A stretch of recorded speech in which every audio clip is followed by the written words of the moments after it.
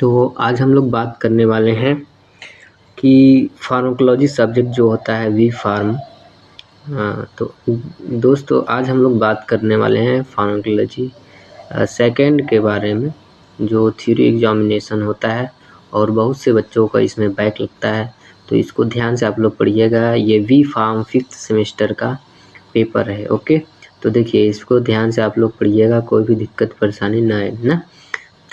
तो आप लोगों को सबसे पहले जो क्वेश्चन है इसका वो मैं दिखा दे रहा हूँ। अगर आपको इसका पूरा सॉल्व आंसर चाहिए तो मेरे जो चैनल है इसमें कमेंट करिएगा और मैं इसका पूरा जो भी क्वेश्चन शॉर्ट और लॉन्ग दिए हैं उसके आंसर भी प्रोवाइड करवा दूंगा। ओके, तो आप लोग पहले क्वेश्चन देख लीजिए कौन कौन से क्वेश्चन पेपर 2024 से 25 में 5th सेम में आए थे।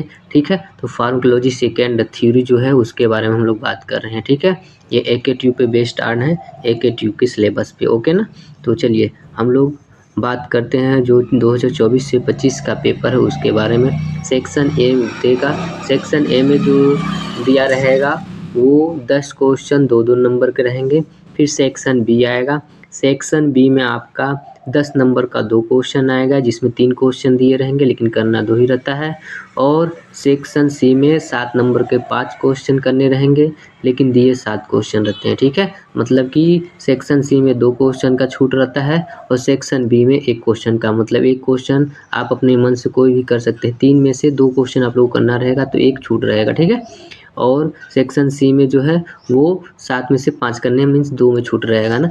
तो इस तरह से आप लोग अपना पेपर अच्छे से कमांड करके तैयारी करिएगा कि कोई भी दिक्कत परेशानी बोर्ड पेपर ना आए, क्योंकि जो फार्माकोलॉजी है, मेडिसिनल केमिस्ट्री है, इन्हीं 2 सब्जेक्ट में सब अच्छे से रिपीट कर लेंगे तो 50% चांस है कि आप पास हो जाएंगे। ठीक है, अगर एक पेपर को तैयार करते हैं, अगर 2 पेपर का तैयार करते हैं तो 90% चांस रहता है कि आप पास हो जाएंगे अच्छे नंबर से। ठीक है, तो चलिए सेक्शन ए को सबसे पहले देखते हैं।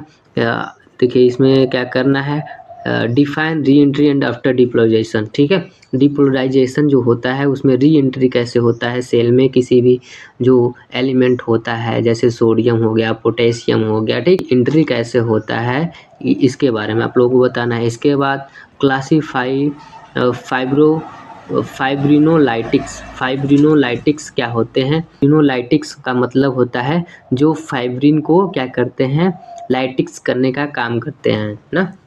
तो फाइब्रिनोलाइटिक्स के क्लासीफाई करना है। ठीक है, इसके बाद देखिए दूसरा क्वेश्चन कर रहा है क्लासीफाई फाइब्रिनोलाइटिक्स और तीसरा क्वेश्चन कर रहा है which dopamine analogue is used in CHF treatment. CHF के ट्रीटमेंट में कौन सा डोपामिन एनालॉग यूज होता है उसको बारे में लिखना है। ठीक है, और अगला क्वेश्चन कर रहा है how thiazide acts as anti diuretics.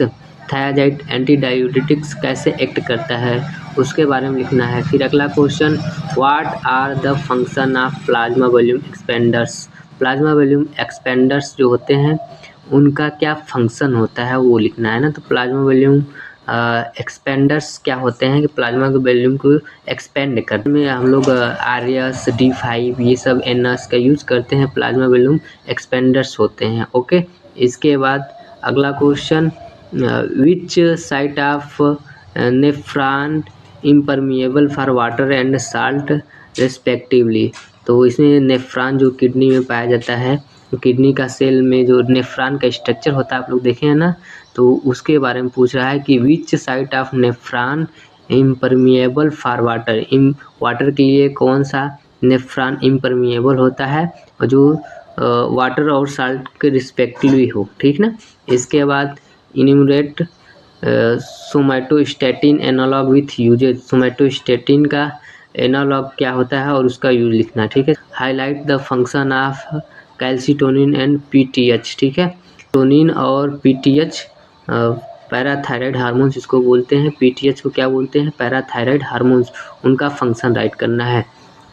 फिर अगला question enlist the types of bioassay. तो इसमें बायोएसे के कौन कौन से टाइप होते हैं वो राइट करना है। इसके बाद which enzyme converts testosterone into oestrogen. ठीक है, क्या कर रहा है देखिए सेक्शन सेक्शन बी में हम लोग आते हैं। सेक्शन बी में कर रहा है classify anti arrhythmic drugs, explain the pharmacology of quinidine. तो इसमें एंटी एरिथमिक ड्रग्स ऐसे ड्रग्स जो एरिथमिया के ट्रीटमेंट में यूज किए जाते हैं उनका क्लासिफिकेशन करना है। फिर इसके बाद फार्माकोलॉजी लिखना है क्विनिडीन। क्विनिडीन क्या होता है? एंटी मलेरिया ड्रग होता है, ठीक है। एंटी मलेरिया ड्रग मतलब मलेरिया के ट्रीटमेंट में यूज किया जाता है, ठीक है। अब कर रहा है right the classification of diuretics, explain the mechanism action, pharmacological action and adverse effect of loop diuretics. तो इसमें डायूरेटिक्स का क्लासिफिकेशन करना है कि डायूरेटिक्स कौन कौन से क्लास में क्लासिफाइड हैं। इसके बाद उसका mechanism of action, pharmacological action. Pharmacological action में हम लोग फार्माकोडायनेमिक्स और फार्माकोकाइनेटिक्स लिखते हैं, ठीक है। एडवर्स इफेक्ट लिखना है लूप डायूरेटिक्स का, ठीक है। फार्माकोलॉजिकल एक्शन लिखना है, इसके बाद एडवर्स इफेक्ट लिखना है डायूरेटिक्स का, ठीक ना। अब लास्ट क्वेश्चन सेक्शन बी क्या क्या कर रहा है? क्लासीफाई एंटी एरिथमिक ड्रग्स, ठीक है। लास्ट क्वेश्चन क्या कर रहा है? Classify anti thyroid drugs. तो एंटी थायराइड ड्रग्स जो मतलब थायराइड के ट्रीटमेंट में यूज किए जाते हैं उनको क्लासिफिकेशन करना है। फिर इसके बाद इसका सिंथेसिस और कैसे रिलीज होता है, फार्माकोलॉजिकल एक्शन इसका क्या होता है T3 और T4 का, ठीक है। तो इसके बाद सेक्शन सी में क्या कर रहा है? सेक्शन सी में write an exhaustive note on oral contraceptive. तो ओरल कंट्रासेप्टिव क्या होता है ये जरूर से पूछा जाता है। ओरल कंट्रासेप्टिव क्या होता है? Oral contraceptive birth control pills होते हैं जो ओरली लिए जाते हैं जिससे कि जो पॉपुलेशन ग्रोथ है वो ज़्यादा ग्रोथ ना हो, ठीक है। पॉपुलेशन एक नियमित अनुपात में बना रहे ना। तो जो कपल्स बेबी नहीं चाहते हैं वो ओरल कंट्रासेप्टिव का यूज करते हैं। अब कर रहा है briefly describe the cardiac electrophysiology, ठीक है। जो हार्ट होता है उसका इलेक्ट्रोफिजियोलॉजी डिस्क्राइब करना है, मतलब फिगर के साथ जो हार्ट का फिजियोलॉजी होता है उसको राइट करना है, ठीक है। अब इसके बाद explain the principle and application of bioassay. Bioassay का क्या प्रिंसिपल होता है, उसका कहाँ कहाँ एप्लीकेशन होता है, इसके बारे में राइट करना है। इसके बाद कर है describe the drugs use for treatment of shock. Shock के लिए जो ड्रग्स यूज किए जाते हैं शॉक के ट्रीटमेंट के लिए उसको राइट करना है, उसके बारे में राइट करना है, ठीक है। अब अगला क्वेश्चन कर रहा है क्लासीफाई एंटीकोगुलेंट्स। एंटीकोगुलेंट्स जो मतलब क्लॉट बनने से रोकते हैं उनको बोलते हैं एंटीकोगुलेंट, ठीक है। उनका क्लासिफिकेशन करना है। फिर इसके बाद उसका फार्माकोलॉजी लिखना है कि इसका वारफारिन, जो वारफारिन होता है उसका फार्माकोलॉजी लिखना है ना। फिर राइट अ नोट ऑन हीमेटिनिक। हीमेटिनिक क्या होता है? हीमेटिनिक ऐसे एजेंट होते हैं जो आयरन डिफिशियंसी को ट्रीट करने के लिए यूज किए जाते हैं, ठीक है। इसके बाद discuss the pharmacology of colchicine. तो कोल्चिसिन का फार्माकोलॉजी क्या होता है उसको राइट करना है, ठीक है। तो अगर वीडियो हमारी अच्छी लगे तो आप लोग अगर इसका सब आंसर चाहते होंगे तो कमेंट करिएगा। मैं इस पेपर का पूरा आप लोगों को सॉल्व पेपर की तरह पूरा आंसर दे दूँगा। ओके।